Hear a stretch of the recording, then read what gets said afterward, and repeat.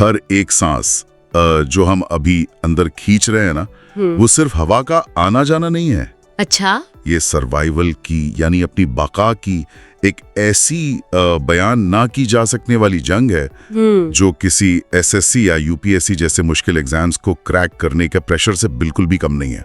वाह सर, ये तो काफी बड़ा कंपैरिजन हो गया। सही कहा, क्योंकि बाहर से भले ही सब कुछ बिल्कुल शांत दिखे, लेकिन शरीर के अंदर हर वक्त एक वॉर रूम जैसी स्थिति बनी रहती है। मतलब एकदम एक्शन मोड में। बिल्कुल, इसे आप एक ब्लॉकबस्टर मूवी की तरह देखिए, जहां करोड़ों कोशिकाएं जिंदगी को चलाए रखने के लिए लगातार मशक्कत कर रही हैं। ये तो सच में हैरान करने वाला नजरिया है। आज हम जिन सोर्सेस को डिकोड कर रहे हैं उनमें रेस्पिरेशन के बेहद डिटेल्ड डायग्राम्स और बायोकेमिकल इक्वेशंस शामिल हैं। इसे ध्यान से सुनना, क्योंकि इन सभी डेटा पॉइंट्स को देखकर एक बात बिल्कुल साफ हो जाती है। हमारे शरीर के अंदर की इंजीनियरिंग किसी भी आम मशीन से हजारों गुना ज्यादा कॉम्प्लेक्स है और सटीक भी है सर। हाँ, लेकिन यहाँ एक बहुत बड़ी समस्या है। हर साल लाखों स्टूडेंट्स एक बहुत ही बेसिक पर भयंकर कंफ्यूजन का शिकार होते हैं। वो कौन सी कंफ्यूजन है? यही वो गलती है जो एग्जाम में उनका सिलेक्शन रोक देती है। वो सिर्फ सांस लेने को ही असली ऊर्जा बनाना समझ बैठते हैं। अरे हाँ, ये गलती तो बहुत कॉमन है। इसलिए आज के इस विश्लेषण का मिशन बहुत ही साफ है। हम सांस लेने की भौतिक प्रक्रिया और ऊर्जा बनने की जैव रासायनिक प्रक्रिया के बीच के अंतर को पूरी तरह से डिकोड करेंगे, ताकि एग्जाम हॉल में बैठकर कोई इस कॉन्सेप्ट में ना उलझे, है ना? एग्जैक्टली। तो सबसे पहले फिजिकल और बायोकेमिकल लड़ाई के बीच का अंतर देखते हैं। इसे एक बहुत ही सिंपल फैक्ट्री एनालॉजी से समझते हैं। Okay, factory analogy. मान लीजिए कि शरीर एक बहुत बड़ी मैन्युफैक्चरिंग फैक्ट्री है। ब्रीदिंग या श्वासोच्छ्वास का मतलब है सिर्फ उस फैक्ट्री का मेन गेट खोलना और बाहर से कच्चा माल को अंदर लाना। बिल्कुल, ये पूरी तरह से एक फिजिकल यानी भौतिक प्रक्रिया है। सिर्फ गेट खोलने से कोई प्रोडक्ट नहीं बन जाता और ना ही कोई ऊर्जा पैदा होती है। सर, इसका मतलब क्या हुआ? क्या ब्रीदिंग में एनर्जी खर्च होती है? सही पकड़े हैं, इसमें एनर्जी बनती नहीं बल्कि खर्च होती है। दूसरी तरफ जो श्वासन या रेस्पिरेशन है, वो फैक्ट्री के अंदर बंद कमरों में होने वाला असली काम है, यानी कोशिकाओं के अंदर का काम। हाँ, वहाँ बड़ी बड़ी मशीनरी लगी हैं जिन्हें हम एंजाइम्स कहते हैं। अब यहाँ सोचना ये चाहिए कि आखिर इन एंजाइम्स की जरूरत ही क्यों पड़ती है। ये बहुत इंपॉर्टेंट पॉइंट है।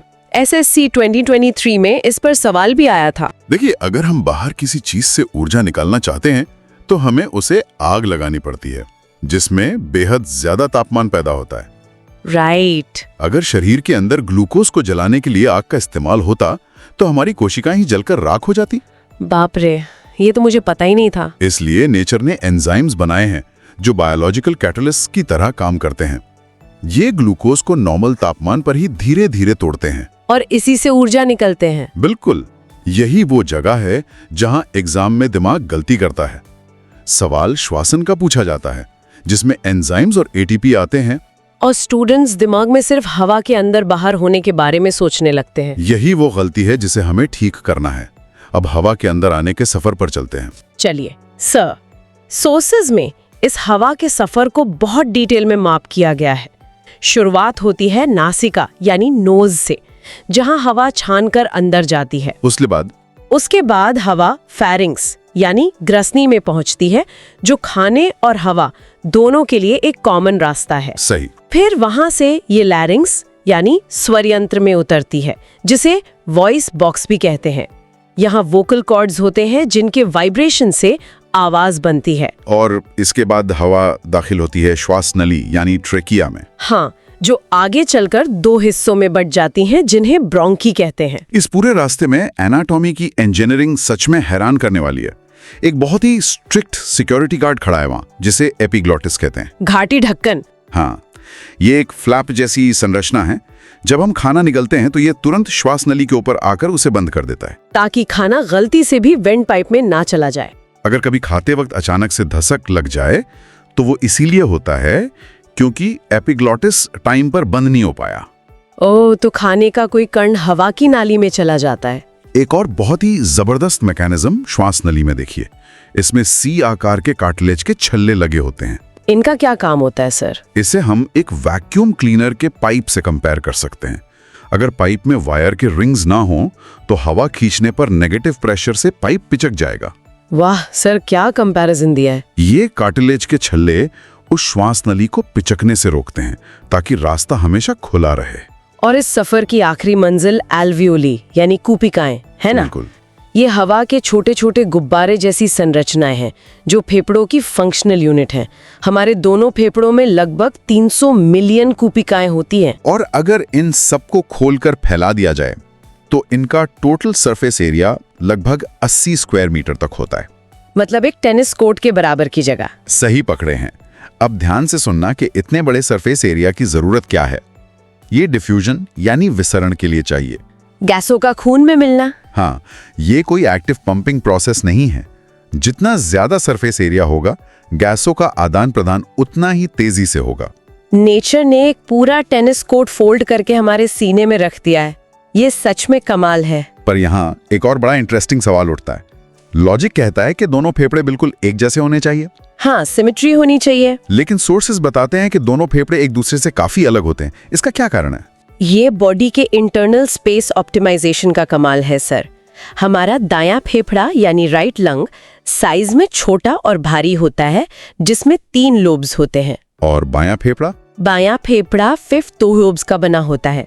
ये पतला और हल्का होता है क्योंकि इसमें कार्डियक नॉच होता है। दिल के लिए जगह। हाँ, दिल सीने में बाईं तरफ झुका होता है, तो फेफड़े ने अपने अंदर एक सुरक्षित जगह बना ली। दिल को जगह देने के लिए बाएं फेफड़े ने अपना हिस्सा छोड़ दिया। क्या गजब का अरेंजमेंट है। और इनकी सुरक्षा के लिए इनके चारों तरफ प्लूरा नाम की दोहरी झिल्ली होती है, जिसके बीच फ्लूइड भरा होता है ताकि रगड़ ना लगे। अब उस मैकेनिकल ताकत की बात करते हैं जो इस पूरी प्रोसेस को चलाती है। फेफड़ों में तो ऐसी कोई मांसपेशियां होती नहीं है जो खुद फैल सकें। यही वो गलती है जो लोग मानते हैं कि फेफड़े खुद पंप करते हैं।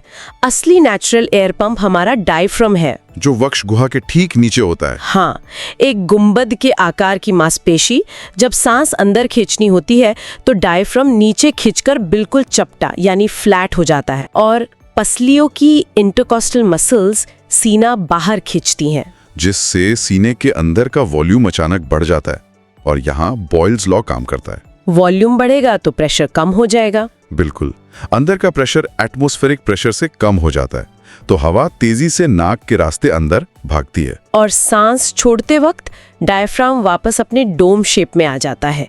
वॉल्यूम घटने से प्रेशर बढ़ता है और हवा बाहर निकल जाती है। एक स्वस्थ इंसान 1 मिनट में लगभग 12 से 18 बार सांस लेता है।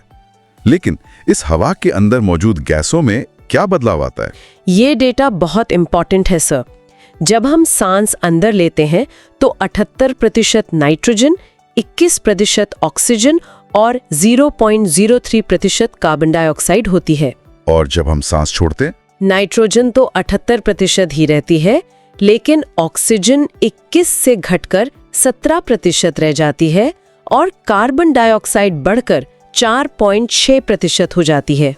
ये गैसों की हेराफेरी होती कैसे है? इस प्रोसेस को विसरण या डिफ्यूजन कहते हैं। जैसे पानी में स्याही का फैलना। सही पकड़े हैं। फेफड़ों में ऑक्सीजन भरी होती है और खून में ऑक्सीजन कम होती है, तो ऑक्सीजन हवा से निकलकर खून में घुल जाती है। और खून में हेमोग्लोबिन होता है ना? हाँ, हेमोग्लोबिन एक ट्रांसपोर्ट बस की तरह है जो 97% ऑक्सीजन को कोशिकाओं तक ले जाता है और वापस आते वक्त लगभग 23% कार्बन डाइऑक्साइड को फेफड़ों तक लाता है। यूपीएससी 2021 में इस पर डायरेक्ट सवाल था सर। देखिए, इस लेवल पर कॉन्सेप्ट क्लियर होना जरूरी है। अब हम उस क्लाइमैक्स की तरफ बढ़ते हैं जिसके लिए ये सारी ऑक्सीजन अंदर लाई गई है। ATP यानी एडेनिसिन ट्राइफॉस्फेट। इसे ध्यान से सुनना। ATP हमारी सेलुलर करेंसी है। एक ग्लूकोज मॉलिक्यूल को तोड़कर 38 यानी 38 ATP मॉलिक्यूल्स बनाए जाते हैं। लेकिन ये एक झटके में नहीं बनते, इसके 3 स्टेप्स होते हैं। पहला स्टेप है ग्लाइकोलाइसिस, जो साइटोप्लाज्म में होता है, जिसमें ऑक्सीजन की जरूरत नहीं होती है। बिल्कुल। इसमें शरीर को 8 ATP मिलते हैं। फिर आता है दूसरा स्टेप यानी क्रेब्स साइकिल, जो माइटोकॉन्ड्रिया के मैट्रिक्स में होता है। यहाँ कार्बन डाइऑक्साइड बनती है। और तीसरा स्टेप है इलेक्ट्रॉन ट्रांसपोर्ट सिस्टम या ETS, जो माइटोकॉन्ड्रिया की क्रिस्टे पर होता है। यहीं पर ऑक्सीजन का आखिरी में इस्तेमाल होता है, पानी बनता है और तब जाकर पूरा 38 ATP बनने का लक्ष्य पूरा होता है। पर सर, जब कोई तेजी से दौड़ता है तो क्या होता है? ऐसे में मांसपेशियों को अचानक ज्यादा ऊर्जा चाहिए होती है। लेकिन फेफड़े उतनी ऑक्सीजन सप्लाई नहीं कर पाते हैं। तो अवायवीय श्वसन यानी एनारोबिक रेस्पिरेशन शुरू हो जाता है। सेका, ये एक इमरजेंसी बैकअप है, लेकिन इसमें सिर्फ 2 एटीपी मिलते हैं और एक बाय प्रोडक्ट बनता है लैक्टिक एसिड। इसी लैक्टिक एसिड की वजह से हैवी वर्कआउट के अगले दिन मांसपेशियों में ऐंठन और दर्द होता है। बिल्कुल। अब इस स्टैमिना के पीछे हमारे फेफड़ों की कैपेसिटी का बहुत बड़ा रोल है। चलिए लंग वॉल्यूम्स के आंकड़ों को देखते हैं। पहला है टाइडल वॉल्यूम यानी टीवी, जो 500 मिलीलीटर होता है। ये वो हवा है जो हम नॉर्मल रिलैक्स स्थिति में अंदर बाहर करते हैं। इसके बाद आता है रेजिडुअल वॉल्यूम यानी आरवी, जो 1100 से 1200 मिलीलीटर होता है। इस कॉन्सेप्ट को ध्यान से समझना। ये वो हवा है जो पूरे ताकत से सांस छोड़ने के बाद भी फेफड़ों में बची रहती है। कभी सोचा है कि हम फेफड़ों को पूरी तरह से खाली क्यों नहीं कर सकते? इसे एक गीले प्लास्टिक के झोले से समझिए। गीले झोले से? हाँ, अगर गीले झोले से सारी हवा निकाल दो तो उसकी दीवारें पानी के सरफेस टेंशन से चिपक जाएंगी। उसे वापस खोलने में बहुत ताकत लगेगी। ओह, तो एल्वियोली भी अंदर से गीली होती हैं और कोलैप्स हो सकती हैं। यही वो पॉइंट है। रेजिडुअल वॉल्यूम उन्हें हमेशा थोड़ा सा फुला कर रखता है ताकि वो कोलैप्स ना हो। वाह सर, ये तो कमाल का फंडा है। इसके बाद आती है वाइटल कैपेसिटी, जो लगभग 4600 मिलीलीटर होती है। एक आम स्टूडेंट और एक मैराथन एथलीट के स्टैमिना में यही वाइटल कैपेसिटी का अंतर होता है। इन सब को मिलाकर बनती है टोटल लंग कैपेसिटी, जो करीब 5800 से 6000 मिलीलीटर होती है। अब एग्जाम हॉल के प्रेशर में ना ये सारे नंबर्स दिमाग से उड़ जाते हैं। 5500 था या 4600 था, ये याद रखना ही अपने आप में एक लड़ाई है। सही कहा सर, वहां रट्टा मारने से काम नहीं चलता। बिल्कुल, इसीलिए इन कॉम्प्लेक्स आंकड़ों को विजुअली दिमाग में छापना पड़ता है। और अगर इसे भूलने का डर है तो अभी YouTube channel study with Shreya को सब्सक्राइब कर लो। हाँ, वहां हमने इन सभी वॉल्यूम्स को बहुत ही बेहतरीन एनिमेशंस के जरिए बारीकी से डिकोड किया है। सही बात है। विजुअल से फॉर्मूला अपने आप याद आ जाता है। विजुअल लर्निंग की यही ताकत है। अब जब हमने इतने बेहतरीन सिस्टम की बात कर ली है तो इस सिस्टम को तबाह करने वाले विलन्स की भी बात करनी होगी। साइलेंट किलर्स, जैसे कि एस्थमा यानी दमा। ये कोई आम खांसी नहीं है, ये एक एलर्जिक रिएक्शन है जिसमें श्वास नलियों और ब्रोंक्यूल्स में भयंकर सूजन आ जाती है। मतलब मांसपेशियां सिकुड़ने लगती हैं। इसे ऐसे सोच सकते हैं जैसे स्ट्रॉ से सांस लेते वक्त कोई स्ट्रॉ को बीच से दबा दे, जिससे सांस लेने में सीटी जैसी आवाज आती है, जिसे वीजिंग कहते हैं। अस्थमा तो एक एलर्जी है, लेकिन एक बीमारी ऐसी है जिसे इंसान खुद पैसे देकर लाता है। अब सिगरेट के धुएं की बात करें सर। सही पकड़े हैं। सिगरेट से एम्फिसेमा यानी वातस्पति होती है। धुएं से कुपिकाओं की दीवारें जलने लगती हैं। जो 80 स्क्वायर मीटर का टेनिस कोर्ट था, वो टूटकर किसी छोटे पिंग पोंग टेबल जैसा रह जाता है। सरफेस एरिया कम होने से ऑक्सीजन मिलना कम हो जाता है और सांस फूलने लगती है। एक बार ये दीवारें टूट गईं तो शरीर उन्हें रिपेयर नहीं कर सकता। सिगरेट एक और नुकसान करता है। श्वास नाली के सीलिया यानी बालों जैसी संरचनाएं पैरालाइज हो जाती हैं, जिससे फेफड़े अपना कचरा साफ नहीं कर पाते। और जो लोग खदानों में काम करते हैं उन्हें सिलिकोसिस या एस्बेस्टोसिस हो जाता है, जिसमें धूल जमा होने से फेफड़े सख्त हो जाते हैं। इनके अलावा कार्बन मोनोऑक्साइड सबसे बड़ा विलन है सर। वो कैसे काम करता है? इसे म्यूजिकल चेयर्स के खेल से समझिए। कार्बन मोनोऑक्साइड की हीमोग्लोबिन से जुड़ने की क्षमता ऑक्सीजन से 250 गुना ज्यादा होती है। तो वो तेजी से ऑक्सीजन को धक्का देकर उसकी सीट पर बैठ जाती है और वहां से हटती ही नहीं है। इसे कार्बोक्सी हीमोग्लोबिन बनाना कहते हैं, जिससे दम घुटने से मौत भी हो सकती है। ये सारी बीमारियां इंसानी फेफड़ों पर असर डालती हैं, लेकिन एवोल्यूशन के साथ अलग अलग जीवों में अलग श्वासन अंग विकसित हुए हैं। जैसे हम मैमल्स तो फेफड़ों से सांस लेते हैं जी। लेकिन मछलियां अपने गिल्स यानी गलफड़ों का इस्तेमाल करती हैं। और कीट यानी इंसेक्ट्स, कॉकरोच जैसे जीवों में फेफड़े नहीं होते। उनके शरीर में ट्यूब्स का एक जाल होता है जिसे ट्रकिया कहते हैं। हवा सीधा ट्यूब से कोशिका तक पहुंचती है। नेचर का एडेप्टेशन देखिए। बिच्छू और मकड़ियों में बुक लंग्स होते हैं। इनका आकार खुली हुई किताब के पन्नों जैसा होता है ताकि सरफेस एरिया मैक्सिमाइज हो सके। मेंढक का केस सबसे वर्सेटाइल है। जमीन पर वो फेफड़ों से सांस लेता है, लेकिन पानी के अंदर अपनी पतली और नम त्वचा के जरिए, जिसे क्यूटेनियस रेस्पिरेशन कहते हैं। सर, बायोलॉजी का हर एक मैकेनिज्म किसी चमत्कार जैसा लगता है। इस पूरे चमत्कार को अगर हम आखिरी रासायनिक समीकरण में बांधें तो देखिए, ग्लूकोज जब ऑक्सीजन से जुड़ता है तो 6 मॉलिक्यूल कार्बन डाइऑक्साइड, 6 मॉलिक्यूल पानी और 38 मॉलिक्यूल एटीपी बनते हैं। ये एक कैटाबॉलिक रिएक्शन है जहां बड़ी चीज छोटी चीजों में टूटती है। साथ ही ये एक ऊष्माक्षेपी यानी एक्सोथर्मिक प्रोसेस भी है। इसमें जो हीट निकलती है वही ठंड में हमारे शरीर का तापमान नॉर्मल रखती है। एक कोशिका जो हमें दिखाई भी नहीं देती, उसके अंदर इतनी एडवांस्ड मशीनरी का चलना सच में कोशिका का सबसे बड़ा जादू है। इसे ध्यान से सुनना, इन 38 एटीपी का मोल किसी आम ऊर्जा से बहुत बड़ा है। जब बात भविष्य बनाने की आती है, जब अपने सपनों को पूरा करने की बारी आती है, तो ये एटीपी सिर्फ बाई प्रोडक्ट नहीं रहते।